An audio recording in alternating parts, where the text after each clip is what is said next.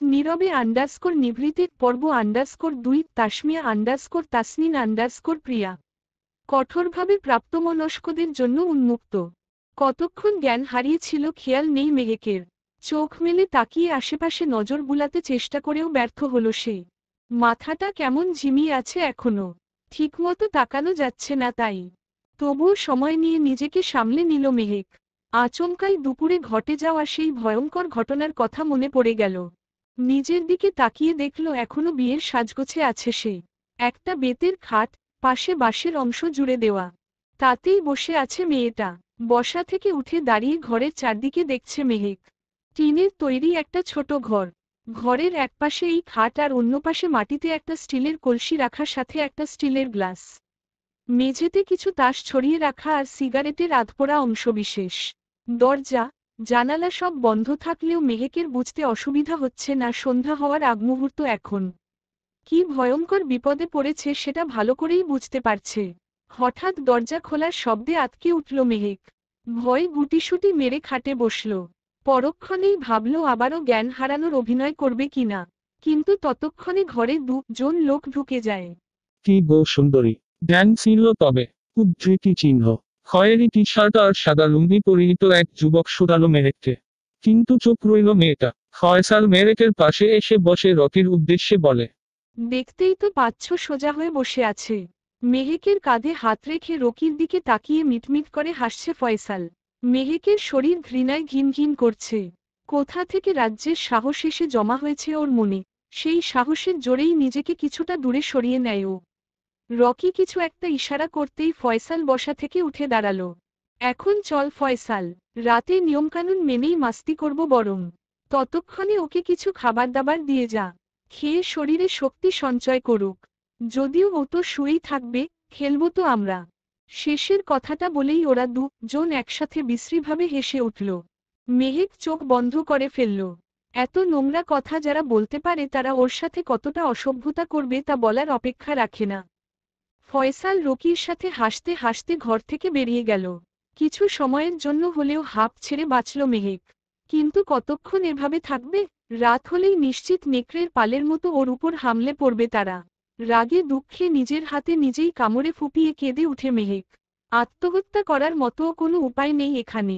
ঘরের মাচান এতটা উঁচুতে যে শাড়ি সেই পর্যন্ত বেঁধে গলায় ফাঁসি দেওয়া সম্ভব না। নিজের ইজ্জত দেওয়ার থেকে প্রাণ দেওয়া ঢেরও বেশি সম্মানের।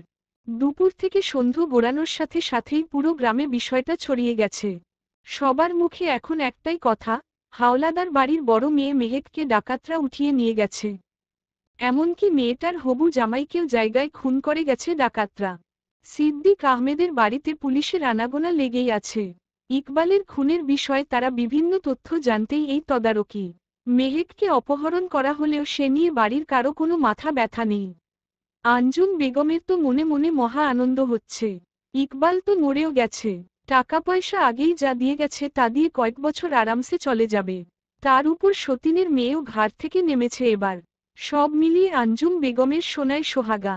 তবে সিদ্দিক আহমেদের মেয়ের জন্য একটু আধটু মন খারাপ হচ্ছে। আর যাই হোক তিনি কখনো এভাবে মেয়েকে বাড়ি থেকে বিদায় করতে তো চাননি। কি গো খাবার খাবে না? ঘরের সামনের খোলা জায়গায় চেয়ারে বসে আছেন সিদ্দিক আহমেদ। দুদিন আগেই পূর্ণিমা ছিল বলে এখনো চাঁদের আলোয় ঝিলমিল করছে সবকিছু। স্ত্রী প্রশ্নে নড়েচড়ে বসেছেন তিনি। না, তুমি খেয়ে নাও আর আমাকে একা থাকতে দাও একটু। উদ্ধৃতি চিহ্ন। স্বামীর কথার জবাবে কোনো কিছু বললেন না আঞ্জুম। সত্যি বলতে অন্যের খাওয়া দাওয়া নিয়ে কোনো ভাবনা নেই তার। তাও একবার বলার দরকার ছিল তাই বলতে এসেছিল। অস্ফুটে স্বরে বলে বাড়ির ভেতর চলে যান আঞ্জুম। আকাশের দিকে দৃষ্টিপাত করে দীর্ঘশ্বাস ছেড়ে মেহেকের কথা ভাবতে থাকে ওর বাবা। ভাই মেয়েটাকে আমরা একসাথে চাই সবাই মানে গ্রুপ। ফয়সালের কথা শেষ হওয়ার আগেই ঘাড় কাত করে সিগারেটের পশ্চাৎদেশে শেষ টান দিয়ে রোশন বলে। তোদের চাওয়া পাওয়া দিন দিন বেড়ে যাচ্ছে ফয়সাল।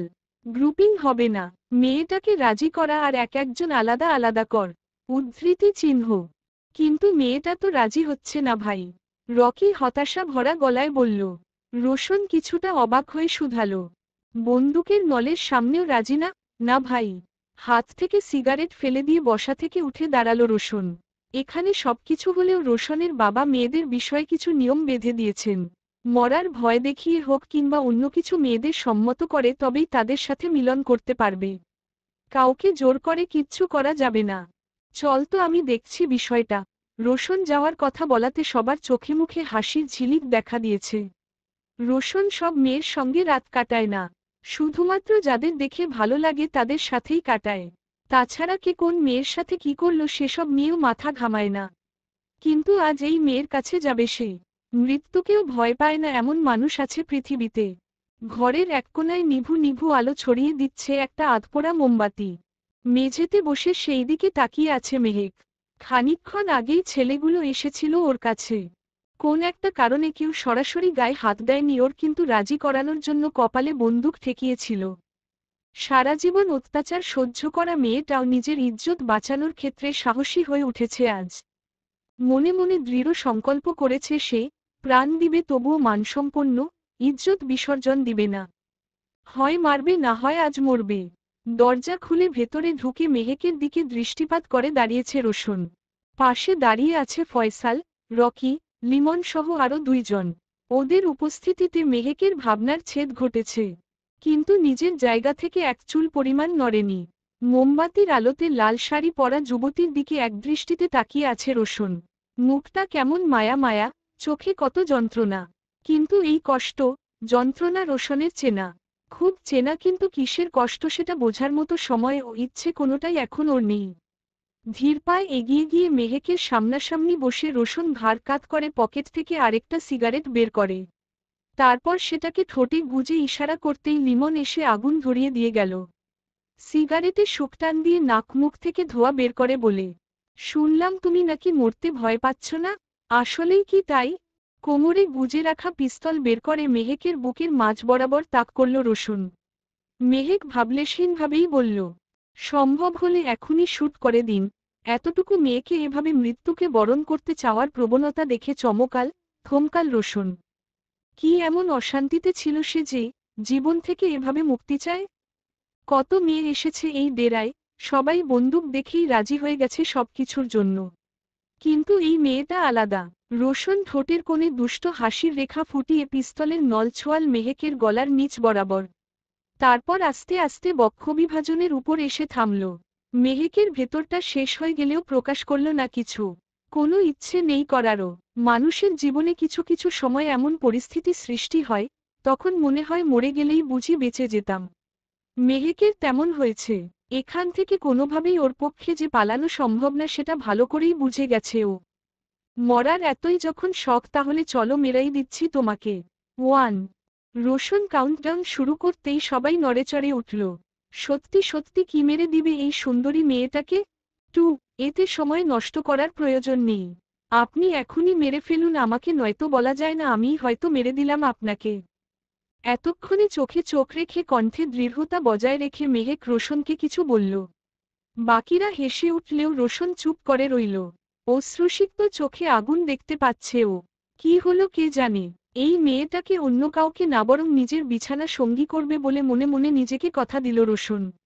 বসা থেকে উঠে সবার সামনে গিয়ে দাঁড়িয়ে বলল সে, তোরা যা সবাই, ওকে আমার লাগবে। যতদিন আমি ওকে না পাচ্ছি তোরাও পাবি না। আর হ্যাঁ, রাজি তো ওকে আমি করেই ছাড়বো একদিন। উদ্ধৃতি চিহ্ন। সবার মন খারাপ হলেও রোশনের মুখের উপর কেউ কিছু বলতে পারছে না। ঠিক আছে ভাই, লিমন ম্লান কণ্ঠে বলে সবাইকে নিয়ে ঘর থেকে বেরিয়ে গেল। মেহেক ঘৃণা ভরা দৃষ্টিতে রোশনের দিকে তাকিয়ে আছে। রোশন দরজা আটকে দিয়ে খাটের ওপর শুয়ে পায়ের উপর পা রেখে গানের সুর গুনগুন করছে। মোমবাতি প্রায় শেষের পথে। মেহেকের মাথায় একটা প্রশ্ন ঘুরপাক খাচ্ছে, এই জানোয়ারগুলোর আবার ওর সম্মতি লাগবে কিসের জন্য? এই যে সুন্দরী। রোশন খাটে বসে পা দুলিয়ে বসে আছে। মেহেক পিছনে ফিরে তাকিয়ে চুপ করে রইল কেবল। রোশন মেহেকের হাত ধরে উঠিয়ে খাটে বসালো। খোপা করা চুলগুলো খুলে দিয়ে তাতে নাক ডুবিয়ে প্রাণভরে নিঃশ্বাস নিতে নিতে ফের বলল, আমার দিকে ভালো করে দেখো তো একবার। কত হট আমি। আমার চোখের দিকে তাকাও। ইচ্ছে করছে না এই চোখে হারাতে? মেহেক নিজেকে সরিয়ে নিতে চাইলেও রোশন পেছনে থেকে শক্ত করে জড়িয়ে ধরে। নিঃশব্দে খাঁচায় বন্দি থাকা পাখির মতো ছটফট করতে থাকে মেয়েটা। কোনো উত্তর না পেয়ে আচমকা মেহেককে ছেড়ে দেয় রোশন। মুখোমুখি বসিয়ে নিজে অর্ধনগ্ন হয়ে মেহেকের হাত উত্তর নিয়ে নাড়েচেড়ে বলে, এদিকে তাকাও। বুকে আসবে না। একবার ছুঁয়ে দেখো তো শরীরে কামনার আগুন না জ্বলে থাকে কিনা। উদ্ধৃতি চিহ্ন। চুপ করুন। মানুষ কত নোংরা হলে এমন আচরণ করে। এর থেকে ধর্ষণ করলেই তো হয়। আপনি আমার সামনে বিবস্ত্র হয়ে শুয়ে থাকলেও আপনার প্রতি কোনো কামনা বাসনা জাগবে না আমার। উদ্ধৃতি চিহ্ন। মেহেক মেঝেতে থুথু ফেলে বলে কথাটা। রোশন হাসে। এক হাত দিয়ে মেহেকের থুতনিতে আঙুল ছুঁয়ে অন্য হাতে ওর খোলা চুল শক্ত করে চেপে ধরে। মেহেক কিছু বোঝার আগেই রোশনের শক্ত ঠোঁটগুলি ওর কোমল ঠোঁট দখল করে নেয়। চমকে উঠে মেয়েটা। নিজের সর্বোচ্চ শক্তি দিয়ে রোশনের থেকে ছাড়াতে চায় নিজেকে। কিন্তু পুরুষালী শক্তির কাছে মেহেক অসহায় হয়ে পড়ে। ধর্ষণের কথাটা বলে কত বড় ভুল করেছে সে এখন হাড়ে হাড়ে টের পাচ্ছে। কিছুক্ষণ পরে নিজেকে মুক্ত পেয়ে জোরে জোরে নিঃশ্বাস ফেলছে মেহেক। রোশন আতশোয়ার ভঙ্গিতে শুয়ে হাতের উল্টো পিঠ দিয়ে নিজের ঠোঁট মুছে বলে, লিপস্টিকের টেস্ট মোটেও ভালো লাগেনি কিন্তু। আর কখনো এসব ব্যবহার করবে না। আর হ্যাঁ, এটা ছিল আমাকে প্রত্যাখ্যান করার জন্য ছোট্ট একটা শাস্তি। আজ পর্যন্ত কেউ প্রত্যাখ্যান করেনি আমাকে, কিন্তু তুমি। মেয়ে, তোমার বড্ড সাহস, বড্ড। বিশ্বাস করো, একদিন তুমি নিজেই আসবে, নিজের সবকিছু আমার কাছে উজাড় করে দিতে। নিজেই বলবে, রোশন আমাকে শান্ত করো, আমি আর পারছি না, বুঝলে সুন্দরী? রোশন খাট থেকে উঠে দাঁড়িয়ে জোরে জোরে হাসছে। মেহেক চোখমুখ কুঁচকে নিঃশব্দে কাঁদছে। এর চেয়ে হাজার গুণ ভালো ছিল ওই ইকবালের সাথে ঘর করা। এত নোংরা একটা জানোয়ারের সাথে এক ঘরে আছে এবং সে জোর করে ছুঁয়ে দিয়েছে ভাবতেই মেহেকের সবকিছু এলোমেলো হয়ে যাচ্ছে। চলবে। নীরবে নিভৃতিক পর্ব 3 তাসমিয়া তাসনিন প্রিয়া। কঠোরভাবে প্রাপ্তমনস্কদের জন্য উন্মুক্ত। পূর্ব আকাশে সূর্যের দেখা মিলেছে। পাখপাখালির কিচিরমিচির শব্দে মুখরিত হচ্ছে জঙ্গল। কত রকমের গাছপালায় ঘেরা এই সুন্দর জায়গা। হরেক রকমের গাছপালা, পশু পাখি, কীটপতঙ্গ সবকিছু নিয়ে এই জায়গা। সারারাত ঘুম আসেনি মেহেকের। কিভাবে এখান থেকে বের হবে সেই নিয়ে ভাবতে ভাবতে রাত কেটে গেছে। তাও ফজরের ওয়াক্তের পরে একটু চোখ লেগে এসেছিল। কিন্তু সকাল হতেই প্রকৃতির সৌন্দর্য, মিষ্টি পাখিগুলোর ডাকে ঘুম ভাঙে। ওদের কিচিরমিচির আওয়াজে কয়েক সেকেন্ডের জন্য হলেও মন ভালো লাগছিল মেহেকের। গতকাল রাতে রোশন আর কোনো অসভ্যতা করেনি।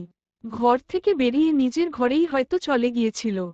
ফলে স্বস্তির নিঃশ্বাস ফেলছিল মেহেক। তাও ভালো, এরা জোর করে কিছু করবে না। শোয়া থেকে বসে দিনের আলোয় ভালো করে ঘরটা দেখছে ও। কি নোংরা সবকিছু। ঘরের মেঝেতে যত প্রকার ময়লা আবর্জনা সবই আছে। ঠিকঠাক মতো ঝাড়ু পর্যন্ত দেয় না ওরা। অবশ্য নিজেরাই এতে নোংরা যে ঘরের এই নোংরা ওদের কাছে কিছু না। ঘরের দক্ষিণ দিকে একটা জানালা আছে। মেহেক বসা থেকে উঠে সেদিকে এগোয়। জানালা দিয়ে বাইরে তাকিয়ে দেখে যতদূর নজর যায় শুধু গাছপালা। এই জঙ্গল শেষ হলেও নদী না পেরিয়ে গ্রামে যাওয়া যাবে না। অদ্ভুতভাবে জঙ্গলটার দুই দিকে নদী।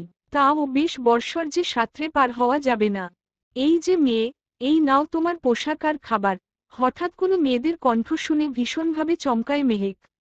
এখানে আবার মেয়েও আছে? মেহেক কৌতূহল মেটাতে পেছনে ফিরে তাকিয়ে দেখতে চায় কি এসেছে ঘরে। দেখতে বেশ স্মার্ট একটা মেয়ে, তবে মেহেকের থেকে বড় হবে হয়তো। এতটুকু ধারণা করে মেয়েটির দিকে এগোলো মেহেক। মেয়েটি রোবটের মতো বিনা কথায় দাঁড়িয়ে আছে। আপনি কে? আপনি কি এখানের বাসিন্দা? মেহেকের চোখে মুখে বিস্ময় স্পষ্ট। মেয়েটি বিষয়টা বুঝতে পেরে বলে, আমি মীরা, এখানে রান্নাবান্নার কাজ করি। আর আর না, কিছু না, তুমি খেয়ে নাও বরং। মীরা কালক্ষেপণ করল না। দ্রুত গতিতে হেঁটে ঘর থেকে বেরিয়ে গেল। কিন্তু আশ্চর্যের বিষয়ের দরজা খুলে রেখেই গেছে সে। হঠাৎ দরজা খোলা পেয়ে উত্তেজনা বশত ঘর থেকে বেরোলো মেহেক। ঘরের সামনে ছোট উঠোনের মতোই জায়গা। তবে এখানকার গাছপালা কেটেই যে এমন তৈরি করা হয়েছে তা বোঝা যাচ্ছে। মেহেক আশেপাশে নজর বুলাতে চেষ্টা করল। ছোট উঠোনের মতো ফাঁকা জায়গা পেরিয়ে কয়েকটা তাঁবু দেখতে পাচ্ছে। আর দুই পাশে ছোট দুটি ঘর, রান্নার জন্য খোলা আকাশের নিচে ইটের তৈরি চুলো। সূর্যের অবস্থান দেখে সময় হিসেব করার চেষ্টা করল মেহেক। যতদূর মনে হচ্ছে সকাল 6টা কিংবা 6:30 বেজেছে। যেহেতু ছেলেগুলো অনেক রাত করে ঘুমায় তাই নিশ্চয়ই দেরি করে ঘুম থেকে উঠবে। কিভাবে নদী পার হবে জানে না মেহেক, কিন্তু এখান থেকে পালাতে হবে। মন প্রাণে এই কথা দেখে নিয়ে পাগলের মতো ছুটতে লাগলো মেয়েটা। তবে কিছুটা পথ দৌড়াতে আচমকা কোনো কিছুতে ধাক্কা খেয়ে থেমে যায় সে। কিয়ৎক্ষণ অতিবাহিত হতেই মেহেক বুঝতে পারে ওর সামনে কোনো জড় পদার্থ নয়, বরং আস্ত একটা মনুষ্য প্রাণী। শুকনো বোক দিলে মাথা উঁচিয়ে তাকাতেই রোশনের ঠোঁট কামড়ে হাসি দেওয়া মুখটা দেখল মেহেক। ছেলেটা ওর দিকে তাকিয়ে এমন করে হাসছে দেখে রাগে আগুন জ্বলছে। যতদূর যাও না কেন মেহেক রানী, ফিরে আমার কাছে আসতে হবে। কেননা এই গোটা এরিয়া আমার। তুমি চাইলেও নদীর ওপারে পৌঁছাতে পারবে না। উদ্ধৃতি চিহ্ন। ঘাড় কাত করে সিগারেটে শুকটান দিয়ে বলল রোশন। বিতৃষ্ণায় চোখমুখ কুঁচকে অন্যদিকে ফিরে তাকিয়ে রইল মেহেক। কোনো লাভ নেই এর সাথে তর্ক করে, বরং তার চেয়ে চুপ করে থাকাটা বুদ্ধিমানের কাজ। ঘরে চলো। রোশন সিগারেট মাটিতে সিগারেটের অবশিষ্ট অংশটুকু ফেলে দিয়ে পা দিয়ে পিষে ফেলে বলল। মেহেক কিছু বলতেই যাবে এমন সময় হুট করে কোলে তুলে নিল ওকে। ছাড়ুন বলছি। ভালো হবে না কিন্তু। মেহেকের এমন কথায় হো হো করে হেসে উঠে রোশন। বোকা মেয়ে একটা। ঝুঁকে মেহেকের ঠোঁটে আলতো করে কামড়ে দেয় রোশন। ব্যথায় আহ করে উঠে মেয়েটা। এমনিতেই ঠোঁট কেটে গেছে, তার উপর এখন এসব। চুপ। আর একটা কথা বললে আরো কিছু হবে। উদ্ধৃতি চিহ্ন। মেহেক চুপ করে যায়। এদের সাথে শক্তি দিয়ে নয়, বুদ্ধি দিয়ে বাজিমাত করতে হবে। মিনিট পাঁচেক পরে মেহেকের জন্য বরাদ্দকৃত ঘরের সামনে এসে থামল রোশন। এর মধ্যে কিছু ছেলে এগিয়ে এসেছে ওদের দেখে। মেহেককে কোল থেকে নামিয়ে রেখেছে রোশন। ভাই, কাজ কি হয়ে গেছে? তাহলে আমরা নিয়ে যাই। রকি, তোদের বড্ড তাড়াহুড়ো রে। সারাদিন এসব নিয়ে না ভেবে পরের মিশন কিভাবে সাকসেসফুলি করতে পারবো সেটা চিন্তা কর। মেয়েতে আছেই। উদ্ধৃতি চিহ্ন। রকির সাথে ফয়সালও এসেছিল, কিন্তু রোশনের কথায় সব আশায় জল পড়ল তাদের। মেহেক ওদের কথাবার্তা শুনতে না পেরে আবারও ঘরের মধ্যে চলে যায় এবং গিয়ে ভেতর থেকে দরজা আটকে ফেলে। ঠিক আছে ভাই, আমাদের পরবর্তী কাজ হচ্ছে পাশের শহর থেকে ব্যাংক ডাকাতি করা। আমি এর মধ্যে সেখানে আমাদের গুপ্তচরকে পাঠিয়ে দিয়েছি। ও আসার পর আমরা শত্রু সম্পর্কে সবকিছু জেনে ফেলব। সেই অনুযায়ী প্ল্যান করে আমরা এগোব। ওকে, এখন যা তোরা। আমিও আসছি। সবাই একে একে সবাই নিজের কাজে চলে যায়, কেবল রোশন ব্যতীত। সে জানালা দিয়ে মেহেকের ঘরের দিকে উকি দিয়ে নিশ্চিত হয় সে ঘরেই আছে। মেয়েটা তাহলে আবার জানালা দিয়ে পালায়নি। 2 দিন কেটে গেছে, তাও মেয়েটার কোনো খোঁজ দিতে পারলেন না স্যার। মুখোমুখি পুলিশ অফিসার ফারুক ওয়াসিফের সামনে বসে আছে সিদ্দিক আহমেদ। মেয়ের খোঁজ নিতে এসেছেন তিনি। আপনি নিজেও ভালো করে জানেন, ওই জঙ্গলে আমাদের পক্ষে পৌঁছানো অসম্ভব। ওদের এরিয়ায় আজ পর্যন্ত পুলিশ ঢুকে কিছু করতে পারেনি। এতটাই ভয়ঙ্কর ওরা। আমরা প্রশাসনের লোক হলেও দুঃখের সাথে বলতে হচ্ছে, আপনার মেয়েকে নিশ্চয়ই এতক্ষণ জীবিত রাখেনি ওরা। উদ্ধৃতি চিহ্ন। ফরিদ ওয়াসিফের কথায় পিলে চমকে উঠে মেহেকের বাবার। 2 চোখ ঝাপসা হয়ে এসেছে ভদ্রলোকের। এভাবে বলবেন না স্যার। দয়া করে আপনাদের কাজ অব্যাহত রাখুন। উদ্ধৃতি চিহ্ন। আমরা কোনো খোঁজ পেলেই আপনাকে জানাবো, হোক সেটা গুড নিউজ অথবা ব্যাড। ঠিক আছে, ধন্যবাদ। You are most welcome. Police station থেকে বেরিয়ে ধীর পায়ে মেইন রোডের দিকে এগোচ্ছেন মেহেকের বাবা। কথায় আছে না, দাঁত থাকতে দাঁতের মূল্য বোঝে না। মেহেকের বাবার অবস্থাও ঠিক তেমন হয়েছে। সকালের নাস্তা থেকে শুরু করে রাতের খাবার খাওয়া পর্যন্ত মেয়েটা কত কিছু খেয়াল রাখত। সে নেই, তাই খেয়াল রাখারও কেউ নাই এখন। আঞ্জুম বেগমের সাথে গতকাল মনমালিন্য হয়েছিল সিদ্দিকের। বিয়ের সময় তো এমন কথাই ছিল, জানার ছেলেমেয়েদের কখনো পর ভাববে না, বরং নিজেদের ছেলেমেয়ে মনে করেই ভালোবাসবে, যত্ন করবে। মিষ্টি সিদ্দিক আহমেদের উরসজাত সন্তান না। মিষ্টিকে সাথে নিয়েই মেহেকের বাবাকে বিয়ে করেছিলেন আঞ্জুম বেগম। মিষ্টিকে নিজের মেয়ের থেকে কখনো আলাদা চোখে দেখেননি তিনি। অথচ আঞ্জুম সবসময় মেহেককে অনাদর, অবহেলা করে গেছে। অবশ্য এর পিছনে সিদ্দিক নিজেও দায়ী। স্ত্রী র প্রতি অন্ধ মোহ, ভালোবাসায় মেয়ের দিকে খেয়াল রাখেননি। উপরন্তু নিজেও একই আচরণ করেছেন। এই যে ভাই, রাস্তায় দেখে শুনে চলাফেরা করতে পারেন না? বেখেয়ালি হয়ে হাঁটতে গিয়ে একটুর জন্য গাড়ি এসে চাপা দেয়নি সিদ্দিককে। গাড়ির ড্রাইভার কড়াভাবে শাসিয়ে কয়েকটা কথাবার্তা বলে চলে গেছে। সিদ্দিক চুপ করেই ছিল। মেহেককে ছাড়া পুরো পৃথিবী যেন আজ অন্ধকার উনার কাছে। নিজের বাবার সামনে দাঁড়িয়ে আছে রোশন। আশপাশের এক শহরে আজ ডাকাতি করার প্ল্যান ছিল ওদের। অবশ্য সবকিছুই ওদের প্ল্যান মাফিক হয়েছে। রোশানের সাথে অন্য বিষয়ে কথা বলতে ডেকেছেন সবুর হোসেন। সবুর হোসেন দেখতে কুচকুচে কালো, লম্বা দেহ, সুস্বাস্থ্যের অধিকারী বটে। বাবার কাছ থেকেই রোশনও শ্যামবর্ণ পেয়েছে, কিন্তু বাবার থেকে একটু ফর্সা সে। সবুর হোসেনের মুখভর্তি দাড়ি আর চুলগুলো কাঁধ পর্যন্ত হওয়ায় জঙ্গলের সাথে যেন তার চেহারার পারফেক্ট ম্যাচিং হয়েছে। রোশন, শুনলাম গ্রাম থেকে একটা মেয়ে তুলে এনেছ, তাও এখনো বাঁচিয়ে রেখেছ, কিন্তু কেন?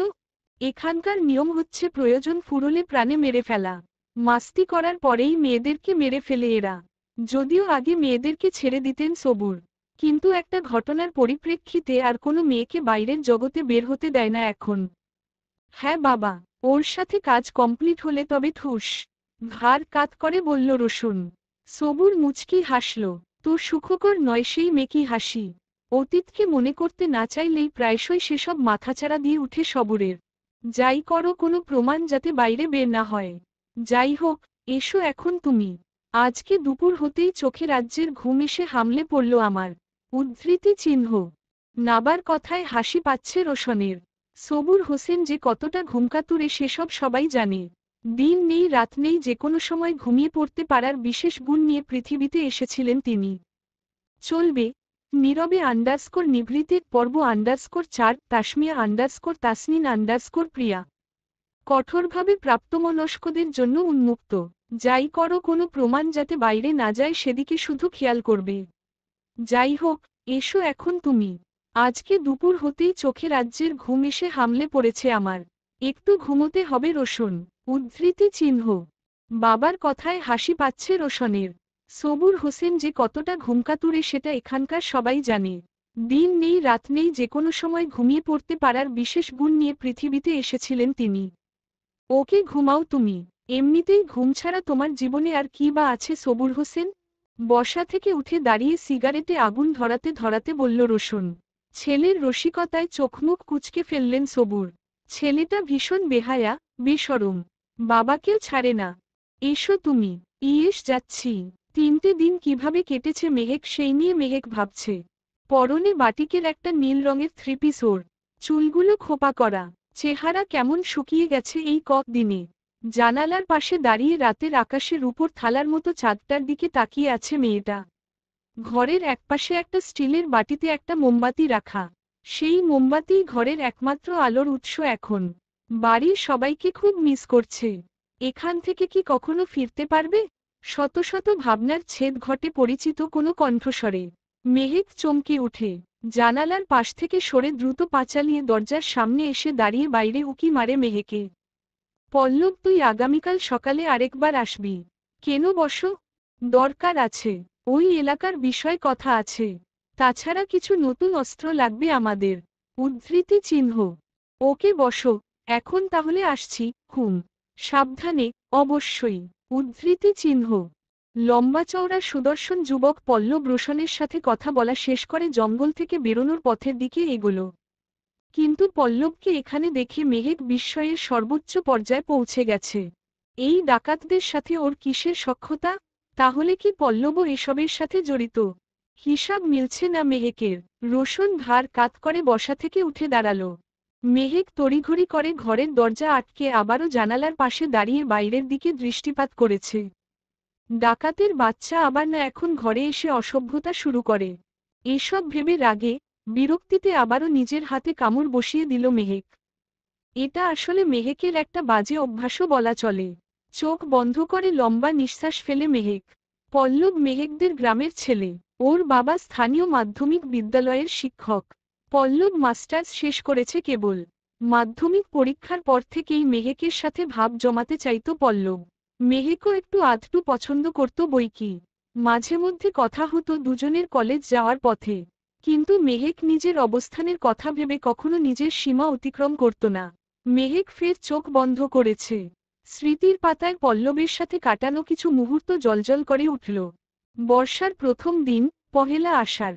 যদিও কদিন ধরে এমনিতেই আকাশ ভীষণ মেঘলা ছিল। আজ তাই ঝিরিঝিরি বৃষ্টিতে মেঘের গর্জনে মুখরিত হচ্ছে ধরণী। দ্বিতীয় বর্ষের প্রথম ক্লাস ছিল আজ মেহেকের।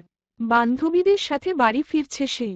3টে ছাতায় 4জন এগিয়ে চলছে গ্রামের পাকা রাস্তা দিয়ে। কিছুটা পথ এগোতে থামল মেহেক সহ সবাই।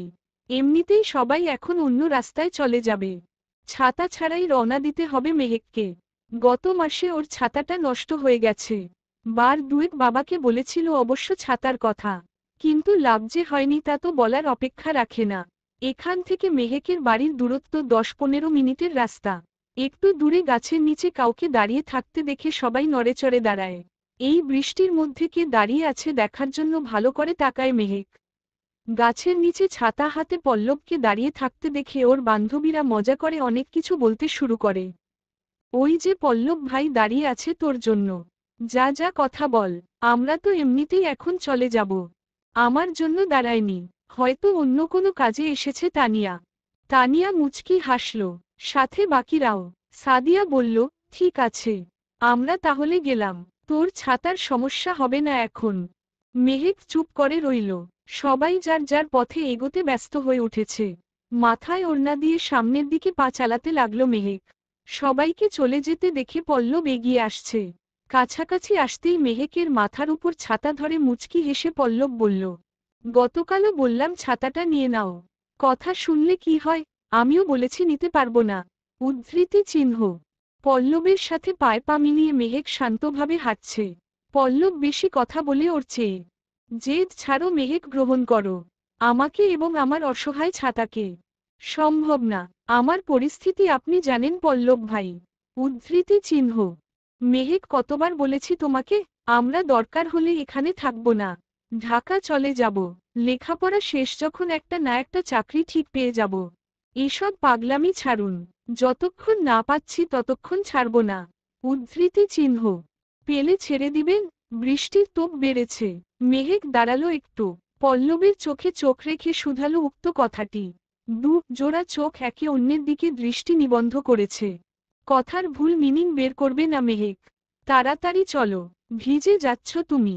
ছাতাটা রেখে দিলে আমি চলে যেতাম। তাও নিবে না। ছাতার নিচে হাঁটছ ঠিক, কিন্তু এতটা দূরে দূরে হাঁটলে হয়? আবারও হাঁটতে লাগলো দুজন। বাড়ির কাছাকাছি এসে গেছে প্রায়। এত প্রশ্নের উত্তর দিতে পারবো না আমি। ধন্যবাদ, আসছি। মেহেক পল্লবকে আর কিছু বলার সুযোগ না দিয়ে একা একা হাঁটতে লাগলো। ছেলেটার সাথে বেশিক্ষণ কথা বললেই বিপদ। কথা বললে মায়া বাড়ে, আর মায়া বড্ড ভয়ানক। বিষের থেকেও বিষাক্ত এর বিষ। মস্তিষ্কে একবার ছেয়ে গেলে আর নিস্তার নেই। সুন্দরী দরজা খোলো। রোশনের বাজখাই আওয়াজে হকচকিয়ে গেল মেহেক। সমস্ত জল্পনা কল্পনা থেকে বেরিয়ে বাস্তবে ফিরে এসেছে সে। উফ, ডাকাতের বাচ্চা এসেছে কেন? সুন্দরী, ঘরে আছো? দরজা খোলো নয়তো ভেঙে ঢুকছি। দরজা ভাঙলে কিন্তু রাতেও খোলা রেখেই ঘুমাতে হবে। তারপর যদি। মেহেক আর দাঁড়ালো না, সোজা গিয়ে দরজা খুলে দিল। তাও দরজা আটকে ঘুমালে একটু শান্তি লাগে। রোশন ঘরে ঢুকে সবদিকে নজর বুলিয়ে নিচ্ছে। মেহেক কিছুটা দূরে সরে দাঁড়িয়েছে। ঘর চেক করা শেষ হলে মেহেকের দিকে দৃষ্টিপাত করল রোশন। মেয়েটা আসলেই আগুন সুন্দরী, কিন্তু এই সৌন্দর্যই যে মেয়েদের জন্য কখনো সখনো অভিশাপ হয়ে দাঁড়ায়। মেহেক শব্দের অর্থ জানো তুমি সুন্দরী? না। মেহেকের কাঠখোট্টা স্বরে মুচকি হাসে রোশন। কি তেজ এখনো! এতগুলো ডাকাতদের মধ্যে থেকেও এত সাহস! রোশন খাটে বসে ইশারায় মেহেককেও পাশে বসতে বলে। মেহেক পাশে বসে না, কিন্তু খাটের একপাশে এসে দাঁড়ায়। মেহেক শব্দের অর্থ সুগন্ধ মনে হয়। আমি শিওর না যদিও। তাও হিন্দিতে মেহেক মানে সুগন্ধ বলেছি। তোর হিন্দির বংশ নির্বংশ হোক শয়তান ডাকাদের বাচ্চা। চরিত্রহীন, কুকুর, লুচ্চা মার্কা লোক। মনে মনে রোশনকে এরকমই আরও কিছু গালিগালাজ করলেও মুখ ফুটে কিছু বলতে পারছে না। এমনিতেই পল্লবের বিষয়টা নিয়ে মস্তিষ্ক বিক্ষিপ্ত হয়ে গেছে ওর। তার উপর এভাবে এখানে থাকতে মরণ যন্ত্রণা ভুগতে হচ্ছে। প্রতিটা মুহূর্তে মানসম্মান হারানোর ভয় নিয়ে কি বাঁচা যায়? ও। মেহেকের সংক্ষিপ্ত উত্তর। রোশন ভালো করে পর্যবেক্ষণ করছে মেহেককে। এত সুন্দর মেয়েটাকেও তো মেরে ফেলতে হবে ওকে। বিষয়টা কেন জানি ভালো লাগছে না। অবশ্য না মেরে উপায় নেই। অতীতে এখানে যেসব মেয়েরা এসেছে তারা কিছু না কিছু তথ্য ওদের সম্পর্কে জেনে ফেলেছে। তাই সেসব মেয়েদের ফিরে যেতে দিলে ঝামেলা হতো ওদের জন্য। একবার একটা মেয়ে ওদের কিছু গোপন তথ্য পুলিশের কাছে ফাঁস করে দিয়েছিল। ফলে ডাকাতি করতে গিয়ে দুজন ডাকাত ধরা পড়েছিল প্রশাসনের হাতে। এই ঘটনার পর থেকে আর কাউকে জীবিত ছেড়ে দেয় না ডাকাতরা। মীরাকে এত প্রশ্ন কেন করো তুমি? সে কম কথা বলে, আর তুমি একটার পর একটা কথা বলেই যাও তার সাথে। উদ্ধৃতি চিহ্ন। আমার দরকার তাই প্রশ্ন করি। শোনো মেয়ে, মীরা নিজেও তোমার মতো একজন। মাসখানেক হলো এখানে এসেছে, আসেনি আর কি আনা হয়েছে। নিজেদের হাতের পোড়া রান্না খেতে আর ভালো লাগে না। তবে মীরাকে কেউ অসম্মান করে না। ও কেবল আমাদের মুখে ভালো ভালো খাবার তুলে দেওয়ার জন্য আছে। তাই ওর সাথে কথা বলে তোমার কোনো বিশেষ লাভ নেই, বুঝলে? হ্যাঁ, গুড। আমি একটা সিদ্ধান্ত নিয়েছি। রোশন ভার কাত করে বিছানায় শুয়ে পড়ল। সাথে মেহেককেও টান দিয়ে পাশে শোয়াল। খোপা করা চুলগুলো খুলে এলোমেলো করে দিতে ব্যস্ত হয়ে উঠল লোকটা। মেহেক চোখমুখ শক্ত করে আছে, কথা বলতেও ইচ্ছে করে না। জিজ্ঞেস করো, কি সিদ্ধান্ত? কোমরে শক্ত করে হাত রেখে থুতনিতে আঙুল ছুঁয়ে বলল রোশন। ভয়ে তরতর করে ঠোঁট কাঁপছে মেহেকের। কি সিদ্ধান্ত? আমার সাথেই বেড শেয়ার করবে তুমি শুধু, আর কেউ তোমার কাছে আসবে না। এখন বলো রাজি? আমি দেখতে যথেষ্ট হট, তাই না? থুতনি থেকে আঙুল সরিয়ে ঠোঁটে ছোঁয়াতে ব্যথায় চোখ বন্ধ করে ফেলল মেহেক। বিষয়টা বুঝতে সময় লাগল না রোশনের। এতটা উন্মাদ কেন যে হয় নিজেই জানে না। আচ্ছা, কিছু বলতে হবে না তোমাকে। মেহেক চুপ করেই আছে। রোশন ঠোঁট থেকে আঙুল সরিয়ে গলায় ঠোঁট ছুঁয়ে দেয়। তীব্র ঘৃণায় নিজেকেই ক্ষতবিক্ষত করতে ইচ্ছে করছে মেহেকের। এই দুশ্চরিত্র লোকটা এভাবে ছুঁয়ে দিচ্ছে। রোশন মেহেককে ওভাবে শুইয়ে রেখেই উঠে বসে কি একটা মনে করে মেহেকও বসে রোশনকে বলে, আপনার সাথে তখন কি কথা বলছিল? রোশন পকেট থেকে সিগারেট আর লাইটার বের করেছে। ঠোঁটে সিগারেট গুজে আগুন ধরিয়ে মেহেকের প্রশ্নের উত্তর দিল।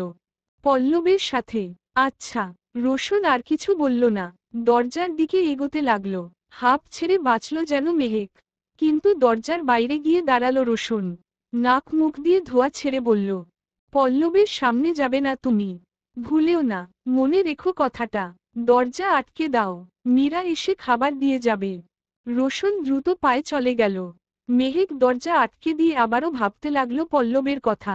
রোশন কেন মানা করল? পল্লব ওর গ্রামের বলে, নাকি অন্য কিছু?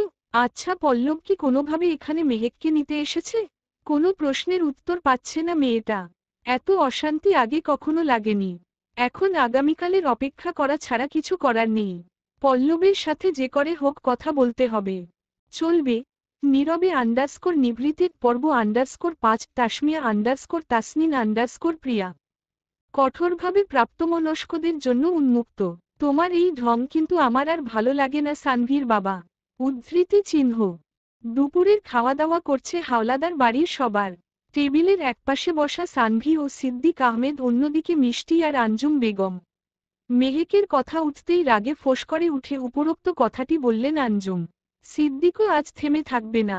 রাগে হুঙ্কার দিয়ে বললেন, ভালো না লাগলে বাড়ির দরজা খোলা আছে, তোমার মেয়েকে নিয়ে চলে যাও। মিষ্টি হকচকিয়ে গেল বাবার এমন কথায়। ছোট থেকে কখনো বাবা এমন আচরণ করেনি মায়ের সাথে। আঞ্জুম খেপে গেলেন মিষ্টির বিষয় কথা বলায়। বেচারা সানভি চুপ করে খেয়ে যাচ্ছে। সত্যি বলতে বড় বোনের জন্য যে তারও মন পড়ে, কিন্তু মায়ের জন্য তা প্রকাশ করতে পারে না। খবরদার, আমার মেয়েকে নিয়ে এরকম তুমি বলবে না। তাছাড়া তুমি কথা দিয়েছিলে কখনো আমার মেয়েকে অবহেলা করবে না। কথা কি কেবল আমি দিয়েছিলাম আঞ্জুম? তুমি দাওনি? আজ তোমার জন্য আমার মেয়েটা ঘরছাড়া। বেঁচে থাকলেও কি অবস্থায় আছে জানি না। তাই তোমার মেয়েকেও মাথায় উঠিয়ে রাখতে পারছি না আর। আমার ভুল হয়েছে খুব। আগে যদি মেরুদণ্ড সোজা করতাম তবে আজ এই দিনটাই আসতো না। মিষ্টি ভাতের প্লেটে হাত ধুয়ে উঠে গেছে। এই অপমান সহ্য করতে পারবে না সে। সাপের মতো ফুঁসতে ফুঁসতে নিজের ঘরের দিকে হনহনিয়ে চলে গেছে সে। আঞ্জুম আহত দৃষ্টিতে মেয়ের গমনপথের দিকে তাকিয়ে আছেন। তোমার কোনো দোষ নেই, তুমি নিজেই তো মেয়ের থেকে 20 বছরের এক বুড়োর সাথে বিয়ে দিতে রাজি হয়েছিলে। উদ্ধৃতি চিহ্ন। তাতেও যে তোমার ইন্ধন ছিল সেটা মনে হয় তুমি ভুলে যাওনি আঞ্জুম।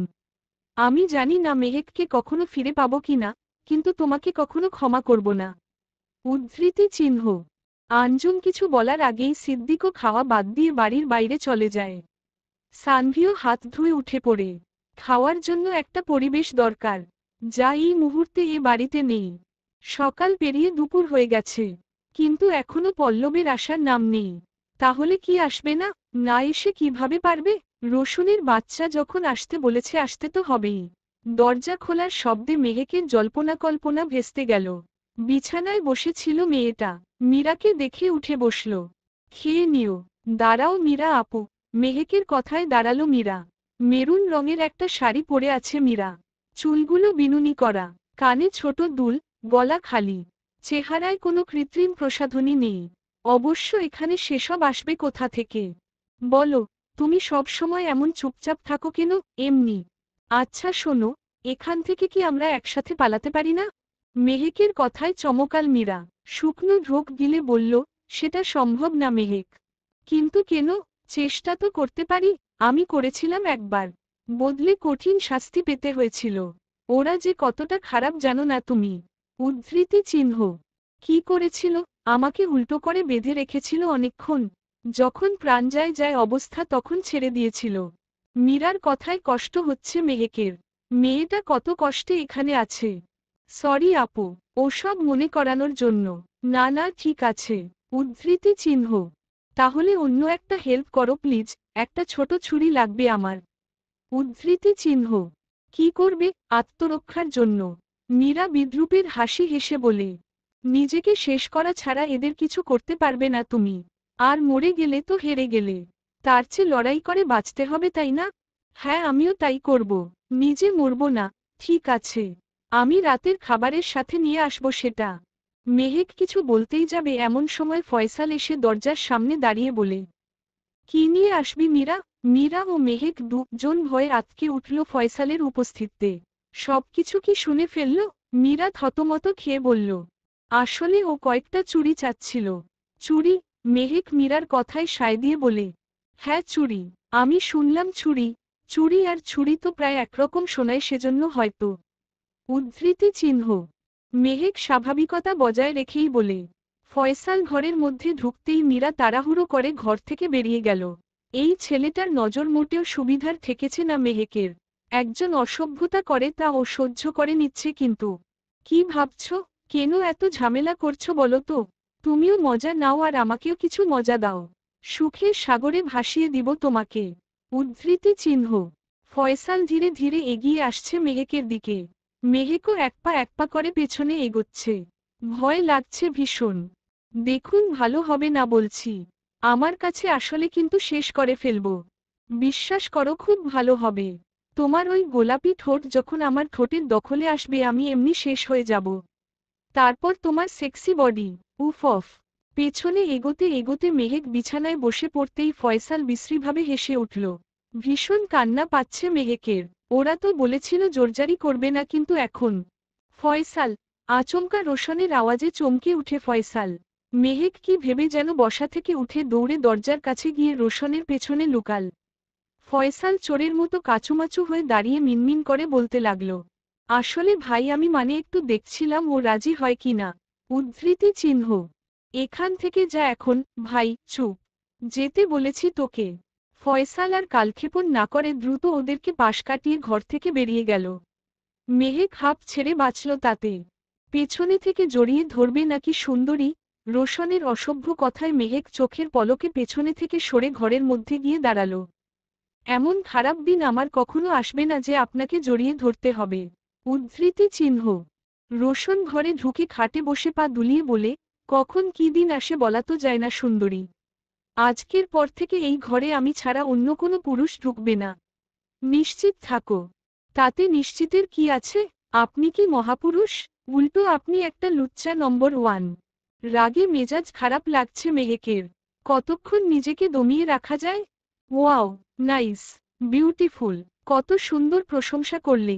মেহেক চুপ করে দাঁড়িয়ে আছে। এর সাথে কথা বললে আরও কথা বাড়ে।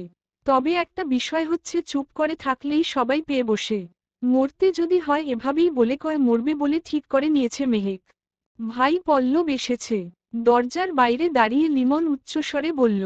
একটু আগে ঘটে যাওয়া ঘটনার কারণেই যে লিমন দরজার বাইরে দাঁড়িয়ে সেটা ভালো করেই বুঝতে পারছে মেহেক।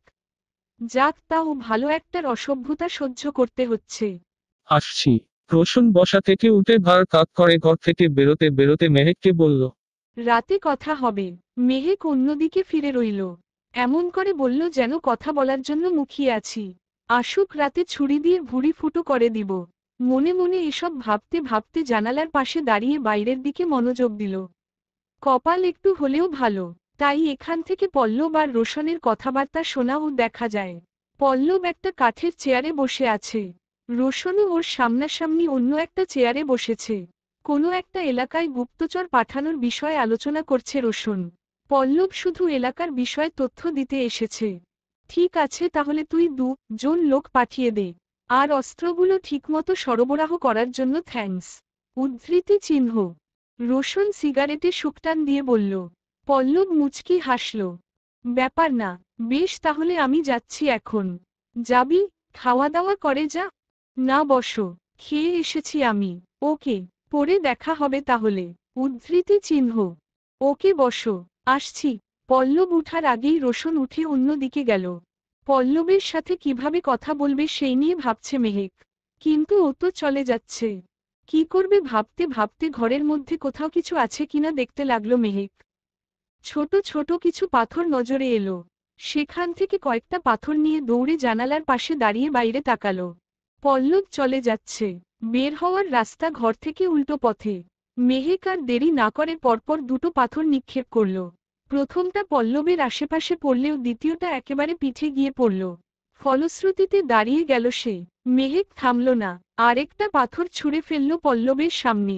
আশেপাশে তাকিয়ে এই পাথরকে ছুঁড়ছে খুঁজছে পল্লব।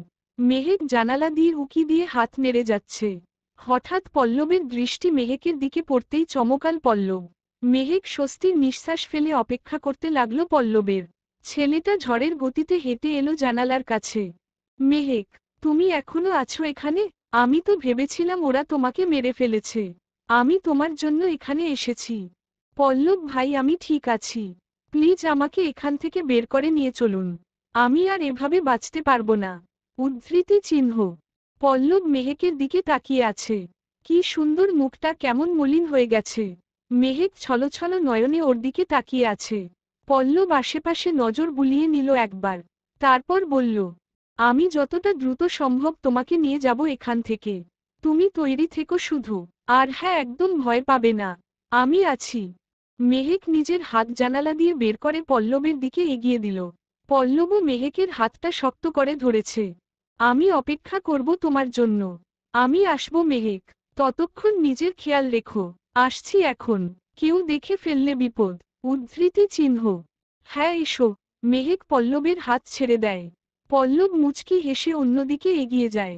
এতদিনে একটু শান্তি লাগছে মেহেকের। সেই মানুষটার হাত যদি আগেই ধরত তবে আজ এখানে থাকতে হতো না। তবে দেরিতে হলেও পল্লবকে বেছে নিয়েছে মেহেক। মনে মনে ওকে নিয়ে স্বপ্ন দেখতে শুরু করেছে মেয়েটা। এখান থেকে বেরিয়ে বিয়ে করে নিবে ওকে। আর কষ্ট দেবে না ছেলেটাকে। এসব ভেবে বিছানায় বসে দুপুরের জন্য বরাদ্দকৃত খাবারগুলো খেতে লাগলো মেহেক। চলবে। নীরবে নিভৃতির পর্ব 6 তাসমিয়া তাসনিন প্রিয়া। কঠোরভাবে প্রাপ্তমনস্কদের জন্য উন্মুক্ত। ভর দুপুরবেলা। দুপুরের খাওয়া দাওয়া শেষে জানালার পাশে দাঁড়িয়ে আছে মেহেক। মেঘলা আকাশ, একটু আধটু শীতল হাওয়া বইছে। মাঝে মধ্যে ঝিরিঝিরি বৃষ্টির ছোঁয়া এসে লাগছে মেহেকের হাতে। এমন আবহাওয়ায় বাড়িতে থাকতে জানালার পাশে বসে বই পড়ত। গতকাল পল্লব এসেছিল আবারও। মেহেকের সাথে কথাও হয়েছে টুকটাক। তবে কেউ দেখে ফেলার ভয় বেশিক্ষণ কথা বলা হয়নি। তবে একটা বিষয় অবাক লেগেছে মেহেকের কাছে। গতকাল দুপুরের পর থেকে রোশন আর ওর ঘরে আসেনি। যদিও বলেছিল রাতে আসবে আর মেহেক সেই মতো নিজেকে প্রস্তুত করে রেখেছিল। মীরা গতকাল রাতে একটা ফল কাটা ছুরি দিয়েছিল মেহেককে। সেটা নিয়ে রাতে অপেক্ষা করছিল মেহেক। প্রাণে মারতে না পারলেও একটা শিক্ষা দিতে চাচ্ছিল ডাকাতের বাচ্চা রোশনকে। সুন্দরী, আমার কথাই ভাবছ নাকি? জানালার বাইরে থেকে আচমকা রোশনের কণ্ঠস্বর শুনে চমকাল মেহেক। বৃষ্টির মধ্যে লোকটা জানালার বাইরে কি করছে ভেবে পূর্ণ দৃষ্টি নিক্ষেপ করল সে। রোশন এক হাত কোমরে দিয়ে অন্য হাতে কপালে পড়ে থাকা চুলগুলো পেছনে ঠেলে দিচ্ছে। উন্মুক্ত শরীরে বৃষ্টির ফোঁটা গড়িয়ে পড়ছে ওর। পরনে শুধু একটা ট্রাউজার। মেহেক দৃষ্টি সরিয়ে ফেলল। কেমন যেন ইতস্তত লাগছে এরকম দেখে। রোশন মেহেকের অবস্থা দেখে কোপ কামে এসে জানালা দিয়ে ঘরের মধ্যে ঢুকলো। ভেজা শরীরের পানিতে মেঘে ভিজে যাচ্ছে। মেহেক তাই কিছুটা দূরে সরে দাঁড়িয়ে ওর অদ্ভুত কাজকর্ম দেখছে। এভাবে ঘরে এলেন কেন? রোশন এগিয়ে গেল মেহেকের দিকে। মেহেক পেছাতে লাগলো। কিন্তু রোশনের ক্ষিপ্রতার সাথে ঠিক পেরে উঠল না মেয়েটা। উন্মুক্ত ভেজা বক্ষের সাথে মেহেককে চেপে ধরল। কোমরে ব্যথা লাগায়, আহ করে উঠল মেহেক। সুন্দরী, এরকম আওয়াজ করতে হয় না। এসব শুনলে আমি আরো হট হয়ে যাই। উদ্ধৃতি চিহ্ন। ছাড়ুন বলছি। ছুরিটা বিছানার নিচে থাকায় সেটার ব্যবহার করতে পারছে না। এভাবে যে হুট করে জানালা দিয়ে লাফিয়ে বাদরের মতো ঘরে ঢুকবে লোকটা, তা তো মেহেক জানত না। বাইরে টিপটিপ বৃষ্টি। ঘরে সুন্দরী ললনার সাথে হট এন্ড সেক্সি পুরুষ। তাও দুজনে এত কাছাকাছি। এই তুমি এত আনরোমান্টিক কেন? হ্যাঁ। রোশন মেহেকের কানে ঠোঁট ছুঁয়ে ফিসফিস করে বলল কথাগুলো। মেহেকের রাগে মেজাজ খারাপ লাগছে। কবে যে পল্লব এখান থেকে ওকে নিয়ে যাবে? আপনার মতো লুচ্চামি আমার দ্বারা হয় না বলেই আনরোমান্টিক মনে হচ্ছে। আমি সুযোগ পেলে আপনাকে প্রাণে মেরে ফেলব। উদ্ধৃতি চিহ্ন। মেরে দাও না। কে বারণ করেছে বলো? আমি তো তোমার হাতেই মরতে চাচ্ছি। এসো, শেষ করো আমাকে। রোশনের থুতনি বেয়ে বৃষ্টির জল মেহেকের ঠোঁটে পড়তেই হেসে উঠল রোশন।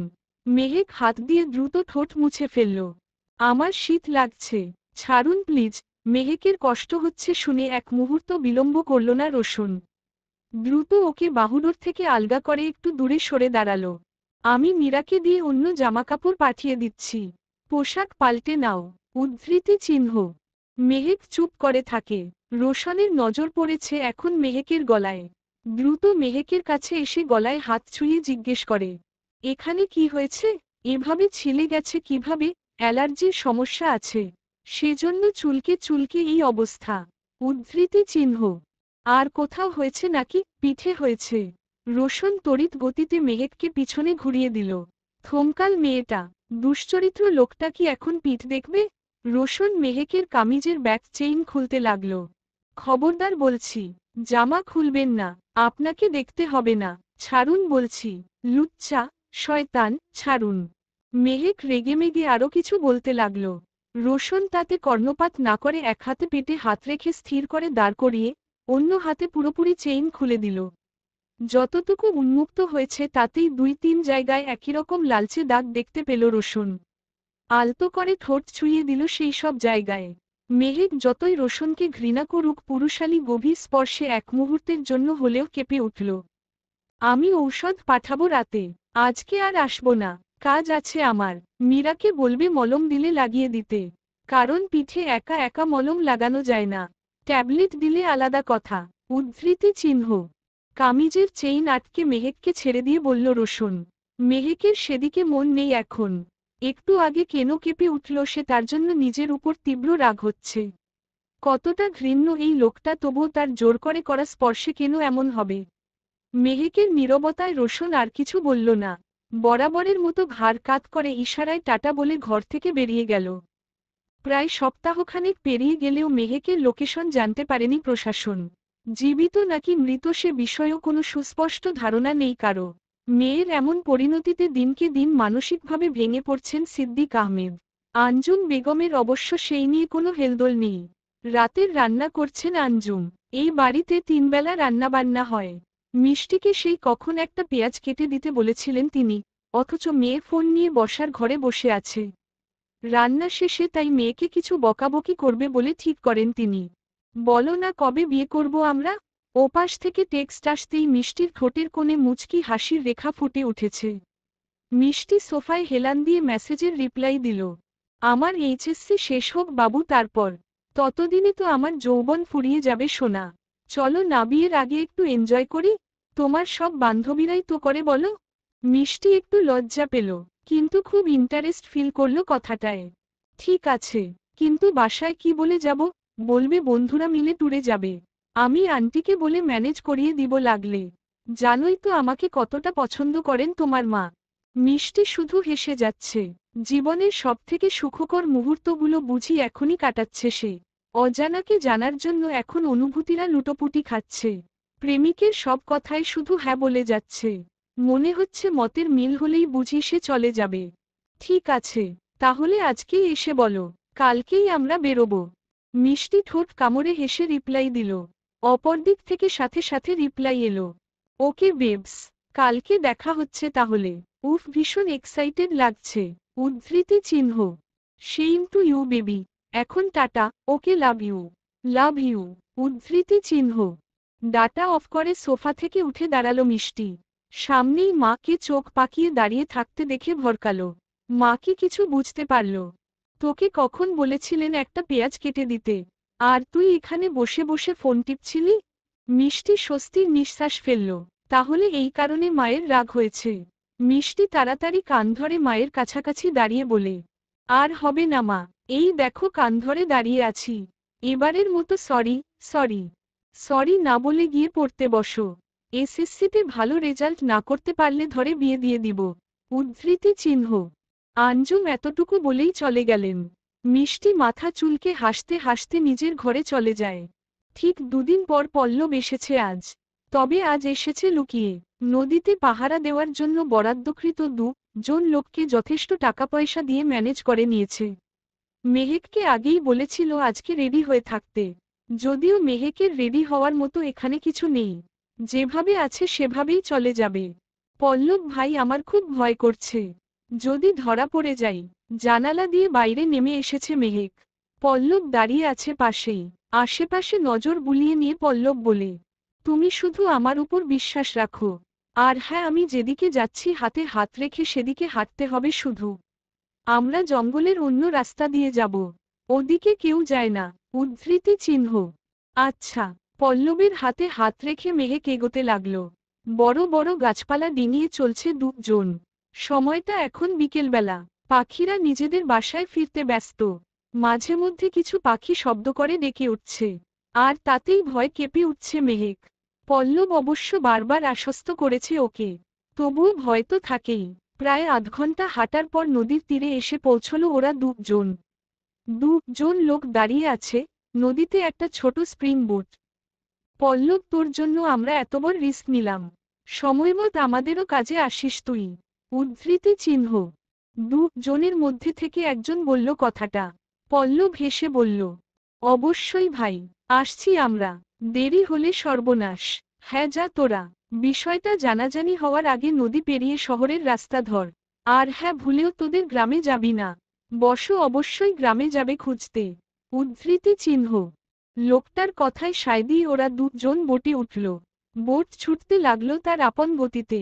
মেহেক ভাবছে অন্য কথা, রোশন ওকে না পেলে গ্রামে পর্যন্ত হানা দিবে। কিন্তু কেন? মেহেক ছোট থেকেই গ্রামে মানুষ হয়েছে। তাই শহর সম্পর্কে কোনো আইডিয়া নেই ওর। শুধুমাত্র পল্লবী ওর ভরসা এখন। মেহেক, এত কি ভাবছ? আমি আছি তো। মেহেকের চিন্তাভাবনা বুঝতে পেরে পল্লব কাঁধে হাত রেখে বলল। মেহেক হাতটা সরিয়ে দিয়ে বলল, আমি ভাবছি না। পল্লব কিছু বলল না আর। একমাত্র মেয়ে 3 ধরে বাড়িতে না ফেরায় শোকে পাগল প্রায় আঞ্জুম বেগম। বন্ধুদের সাথে ঘুরতে যাওয়ার কথা বলেই বেরিয়েছিল বাড়ি থেকে। কিন্তু পরে খোঁজ নিয়ে জানতে পারে কোনো বন্ধু কিংবা বান্ধবীর সাথে ঘুরতে যায়নি মিষ্টি। আর অদ্ভুত বিষয় হচ্ছে গ্রামের কেউ ওকে অচেনা কারো সাথে কোথাও যেতেও দেখেনি। সিদ্দিক আহমেদ রাগের মাথায় যাই বলুক, কিন্তু এখন উনারও চিন্তা হচ্ছে। 2 মেয়েকে হারিয়ে দিশেহারা অবস্থা উনার। গ্রামের কিছু লোকজন অবশ্য কানাঘুষা করে বলছে, একেই বলে ধর্মের কল বাতাসে নড়ে। নিজের মেয়েকে হারিয়ে দেখ কেমন লাগে। উদ্ধৃতি চিহ্ন। আঞ্জুম কোনো কথায় কান দেয় না এখন। সেই অবস্থাও নেই এখন তার। থানায় মিসিং ডায়েরিও করেছে। কিন্তু পুলিশের উপর বিশেষ ভরসা করতে পারছেন না সিদ্দিক। রাতের খাবার দিতে মীরা মেহেকের ঘরে এসে দেখে ঘর খালি। চমকায় মীরা। সমস্ত ঘরেও মেহেককে না পেয়ে দ্রুত পা চালিয়ে রোশনের কাছে এসেছে মীরা। রোশন বাবার সাথে বসে তাস খেলছে আর সিগারেট ফুঁকছে। ভাই, মেহেককে খুঁজে পাচ্ছি না। মীরা কথাটা বলতেই থমকে দাঁড়ালো রোশন। উত্তেজিত হয়ে শুধালো, কি বললে মীরা? মেহেক কোথাও নেই। অসম্ভব এটা।